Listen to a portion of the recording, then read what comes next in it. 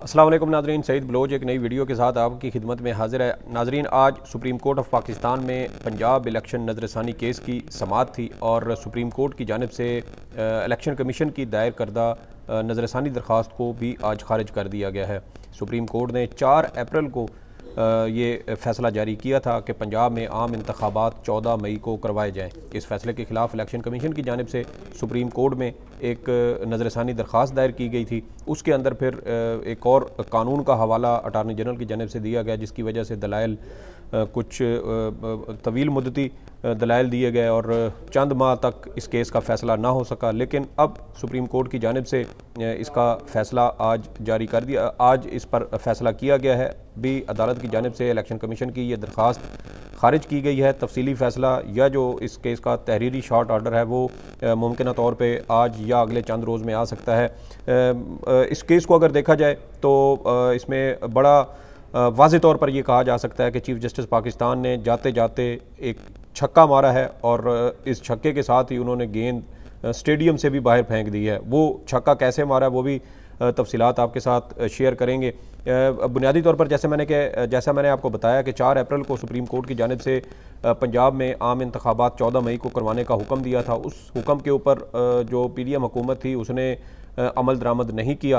वो मुद्दत गुजर गई। इलेक्शन कमीशन की जानिब से उस पर नजरसानी दायर की गई। नजरसानी केस की समाअत जारी थी कि 8 जून को अटार्नी जनरल की जानिब से सुप्रीम कोर्ट को ये बताया गया कि वफाकी हुकूमत ने review of judgment and orders act मंजूर किया है और इसके तहत अब जो नजरसानी है उसको अपील का हक दिया गया है। फिर अदालत में जो ये पंजाब नजरसानी इलेक्शन केस चल रहा था, इस पर दलाइल रोक दिए गए और अदालत ने पहले उस कानून से मुतल्लिक दलाइल तलब किए और फिर उसके ऊपर जब दलाइल दिए गए तो सुप्रीम कोर्ट ने गालबन 12 या 13 अगस्त को एक तफसीली फ़ैसला जारी किया और उस तफसीली फ़ैसले में सुप्रीम कोर्ट की जानिब से review of judgment and orders act को भी कलअदम करार दे दिया।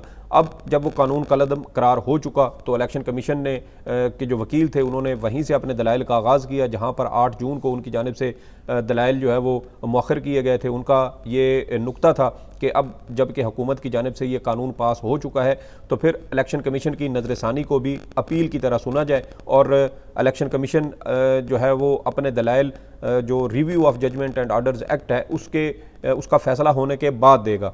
अब वो फ़ैसला भी सुप्रीम कोर्ट की जानिब से उस कानून के ख़िलाफ़ फ़ैसला जारी हो चुका, कानून कलअदम करार हो चुका और फिर आज सुप्रीम कोर्ट ने इस केस को समाअत के लिए मुकर्रर किया और इस केस में इलेक्शन कमीशन के वकील सजील सवाती की जानिब से अपने जो दलाइल थे वो अदालत में पेश किए गए। उनकी जानिब से जो इलेक्शन एक्ट में तरमीम की गई है आर्टिकल 57 और 58 उसका हवाला दिया और कहा कि इलेक्शन की तारीख मुकर्रर करना इलेक्शन कमीशन का इख्तियार है।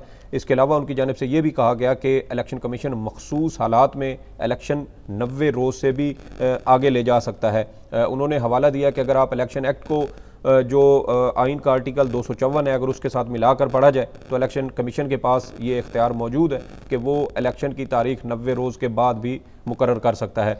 अभी यही मामला ज़ेरे बहस है पूरे मुल्क में। अपोजिशन जमातें और जो दीगर सियासी जमातें हैं उनकी जानिब से भी इसके ऊपर अपनी जो राय है उसका इजहार किया जा रहा है। इसके अलावा साबिक़ वज़ीर-ए-आज़म इमरान खान, जमात इस्लामी और सुप्रीम कोर्ट बार एसोसिएशन की जानिब से ये दरख्वास्तें सुप्रीम कोर्ट में दायर की जा चुकी हैं कि जो मुल्क के अंदर आम इंतखाबात हैं ये 90 रोज़ के अंदर ही कराने का हुक्म दिया जाए। CCI की जानिब से एक मंजूरी दी गई थी गालबन 4 अगस्त को और उसमें ये कहा गया था, उसमें जो नई मरदमशुमारी हुई थी रवा साल जिसको डिजिटल मरदमशुमारी कहते हैं, उसके अदाद शुमार जारी करने का फ़ैसला किया गया, उसकी मंजूरी दी गई और उसके बाद इलेक्शन कमीशन की जानिब से जो हल्का बंदियाँ हैं उसको वो नई हल्का बंदियाँ करवाने का ऐलान किया गया, शेड्यूल जारी किया गया।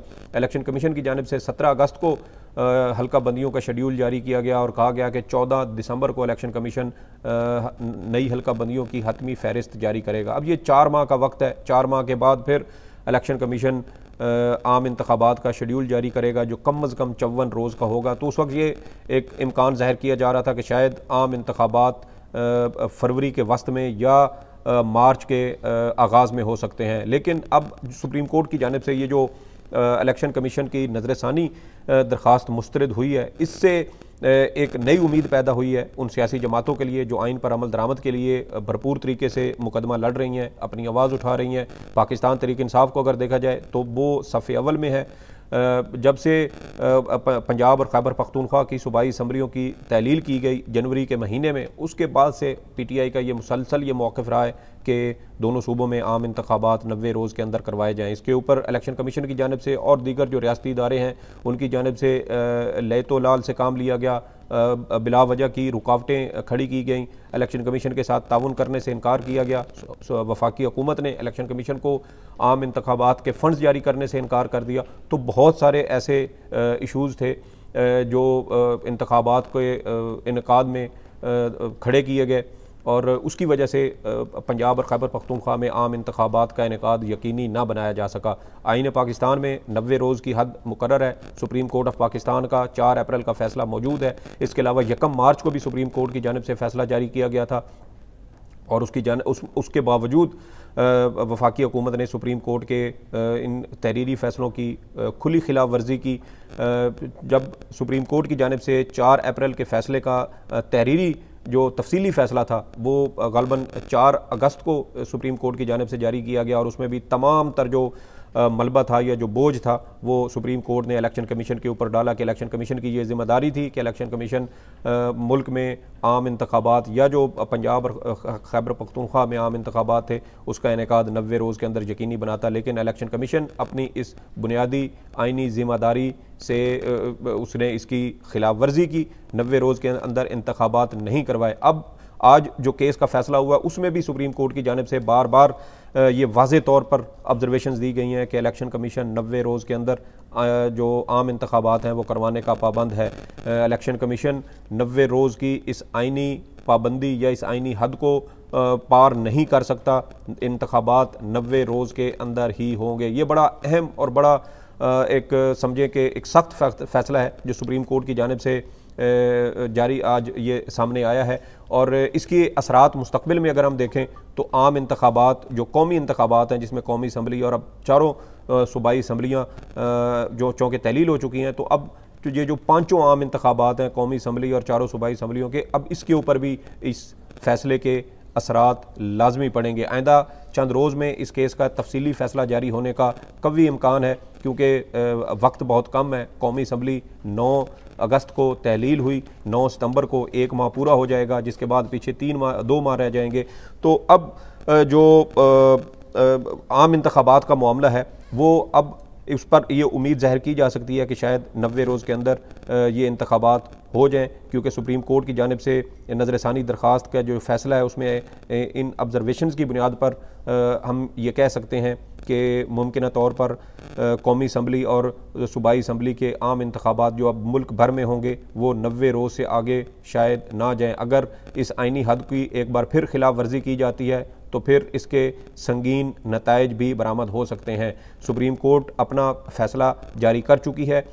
3 दरख्वास्तें सुप्रीम कोर्ट में इस वक्त दायर हो चुकी हैं कि आम इंतखाबात 90 रोज़ के अंदर करवाए जाएँ। अब सियासी जमातों के ऊपर ये ज़िम्मेदारी है कि वो अमल दरामद के लिए दरख्वास्तें दायर करें और सुप्रीम कोर्ट से अपने इस फ़ैसले पर अमल दरामद करवाएँ क्योंकि ये मामला सिर्फ पंजाब या खैबर पख्तूनख्वा की अब सूबाई असम्बलियों का नहीं बल्कि पूरे मुल्क में आम इंतखाबात का है और इलेक्शन कमीशन हल्का बंदियों को जवाज़ बनाकर 90 रोज़ की इस आइनी ज़िम्मेदारी से जो है वो उससे ज़िम्मेदारी से भाग नहीं सकता। सुप्रीम कोर्ट की जानिब से आज भी बार बार ये ऑब्जर्वेशंस दी गई कि इलेक्शन कमीशन 90 रोज़ के अंदर इंतखाबात करवाना उसकी आइनी ज़िम्मेदारी है, उसका इख्तियार नहीं है, बल्कि आइनी ज़िम्मेदारी उसकी ड्यूटी है कि वो इस फ़र्ज़ को पूरा करे। और अगर इलेक्शन कमीशन अपने इस इकलौते फ़र्ज़ को पूरा नहीं कर सकता तो फिर इस पूरे आइनी इदारे की जो हैसियत है उसके ऊपर भी संगीन सवालात खड़े होते हैं।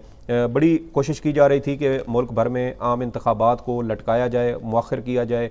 हल्का बंदियों का जो शोशा छोड़ा गया वो इसी वजह से छोड़ा गया था कि इंतखाबात को ताख़ीर का शिकार किया जाए। लेकिन अब सुप्रीम कोर्ट की जानिब से जो फ़ैसला जारी हुआ है कि इंतखाबात हर सूरत 90 रोज़ के अंदर होंगे, इसका इतलाक़ सिर्फ पंजाब की हद तक नहीं होगा, खैबर पख्तूनख्वा की हद तक नहीं होगा, बल्कि अब पूरे मुल्क पर होगा। पूरे मुल्क में आम इंतखाबात 90 रोज़ के अंदर करवाने से मुतल्लिक एक बड़ी रोशनी की किरण नज़र आई है सुप्रीम कोर्ट की जानिब से, और मैं ये समझता हूँ कि चीफ जस्टिस पाकिस्तान और बेंच में शामिल दीगर 2 जज साहबान की एक बड़ी बेहतरीन कोशिश है कि वो आइन की बालादस्ती के लिए भरपूर तरीके से मुकाबला कर रहे हैं। सुप्रीम कोर्ट की जानिब से 4 अप्रैल को जो फैसला जारी किया गया था उसमें भी सुप्रीम कोर्ट ने वाज़े कहा था कि 90 रोज़ के अंदर इंतखाबात करवाए जाएँ, लेकिन उस वक्त चूँकि ऐसे इशूज़ या ऐसे रुकावटें सामने खड़ी हुई जिसकी वजह से 90 रोज़ के अंदर इंतखाबात ना हो सके, जिस पर सुप्रीम कोर्ट ने कहा कि जो मिनिमम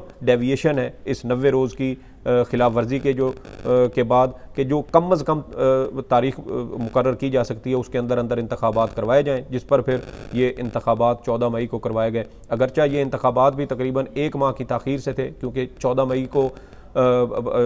14 अप्रैल को पंजाब में आम इंतखाबात होने चाहिए थे और 18 अप्रैल को खैबर पख्तूनख्वा में, लेकिन फिर भी सुप्रीम कोर्ट ने कहा कि मिनिमम जो डेविएशन है उसके साथ इंतखाबात करवाए जाएँ। लेकिन उसमें भी बार बार जो सिक्योरिटी इदारे थे, इस्टेब्लिशमेंट थी, वजारत दिफा, वजारत ख़जाना, स्टेट बैंक की जानिब से मुसलसल रुकावटें खड़ी की गई, सुप्रीम कोर्ट के हुक्म की खिलाफ वर्जी की गई। अब ये उम्मीद ज़ाहिर की जा सकती है कि सुप्रीम कोर्ट 90 रोज़ में इंतखाबात के इनेकाद को यकीनी बनाएगी। ये आज की मैं समझता हूँ कि सबसे बड़ी खबर है, और तमाम सियासी जमातों को सुप्रीम कोर्ट से इस फैसले पर अमल दरामद के लिए दरख्वास्तें दायर करनी चाहिए, ताकि सुप्रीम कोर्ट अपने इस फैसले पर अमल दरामद करवाए और हर सूरत करवाए, क्योंकि अब फंड्स का जो इशू पहले खड़ा किया गया था वो भी वफाकी हुकूमत की जानिब से नहीं किया जा सकता, क्योंकि जब बजट पास किया गया था तो उसमें आम इंतखाबात के लिए फ़ंड्स भी मुख्तस कर दिए गए थे। ये आज की एक बड़ी खबर थी जो आपके साथ शेयर करनी थी। इस हवाले से आपकी कोई राय हो तो वो ज़रूर दीजिएगा। सईद बलोच को इजाज़त दें। अल्लाह हाफ़िज़।